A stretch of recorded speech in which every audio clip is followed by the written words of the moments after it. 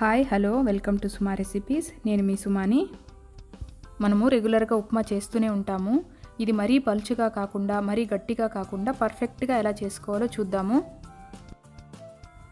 ప్యాన్లో 3 లేదా 4 స్పూన్ల ఆయిల్ని వేసుకుని అందులో 1/2 టేబుల్ స్పూన్ ఆవాలు, 1/2 టేబుల్ స్పూన్ పచ్చిశనగపప్పు వేసి దోరగా వేయించుకోవాలి.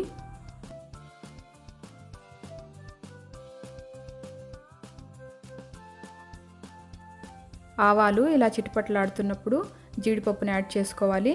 జీడిపప్పు మాడిపోకుండా జాగ్రత్త పడాలి. ఫ్లేమ్ని లోగా పెట్టుకుని వేయించుకోండి. ఇప్పుడు ఇందులో కొంచెం కరివేపాకు, 2 గ్రీన్ చిల్లీలని కట్ చేసుకొని వేసుకొని కొంతసేపు వేయించుకుందాము.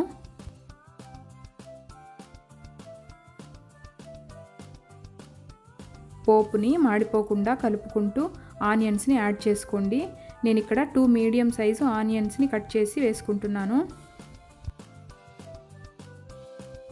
ఆనియన్స్ కొంచెం కలర్ చేంజ్ అయ్యే వరకు వేపుకోవాలి.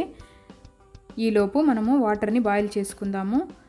నేను 1:3 రేషియో తీసుకుంటున్నాను. అంటే 1 కప్పు రవ్వ అన్నమాట.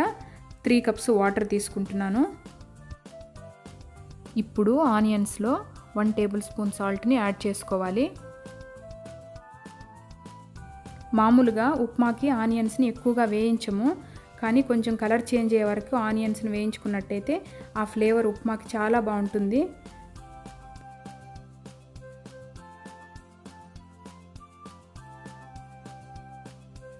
ఆనియన్స్ ఇప్పుడు కొంచెం కలర్ చేంజ్ అయింది కదా, ఈ టైంలో మనం రవ్వని యాడ్ చేసుకుందాము. ఫ్లేమ్ని మీడియంలో పెట్టి ఒక 2 నిమిషాల వరకు వేయించుకోండి.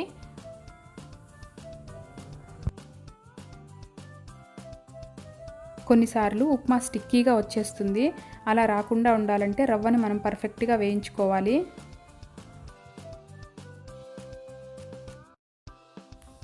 రవ్వ వేగిపోయింది, మంచి స్మెల్ వస్తుంది. ఈ టైంలో మనము బాయిలింగ్ వాటర్ని యాడ్ చేసుకోవాలి. వాటర్ యాడ్ చేసేటప్పుడు చాలా జాగ్రత్తగా యాడ్ చేసుకోవాలి. వాటర్ని మొత్తం ఒకేసారి యాడ్ చేసేయండి. లమ్స్ లేకుండా కలుపుకుంటూ యాడ్ చేసుకోవాలి. ఇలా హాట్ వాటర్ వేసుకోవడం వల్ల ఉప్మా చాలా బాగా వస్తుంది. అంతేకాకుండా చాలా ఫాస్ట్గా కూడా అయిపోతుంది.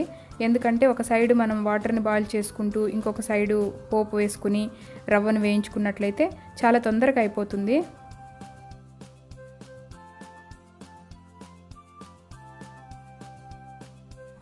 ఇలా కంటిన్యూస్గా కలుపుకున్నట్లయితే ఉప్మా కింద అడుగంటిపోకుండా అలానే లమ్స్ లేకుండా తయారవుతుంది.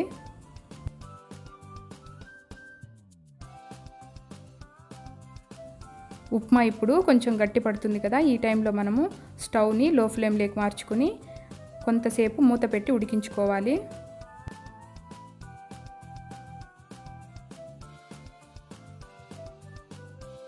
ఇందులో ఇప్పుడు కొంచెం కొత్తిమీర వేసి కలుపుకొని సర్వ్ చేసుకోవడమే. ఈ ఉప్మాలోకి సాంబార్ కానీ చట్నీ కానీ చాలా మంచి కాంబినేషను. మరిన్ని రెసిపీస్ కోసం నా ఛానల్ని సబ్స్క్రైబ్ చేసుకోండి. Thank you for watching my video.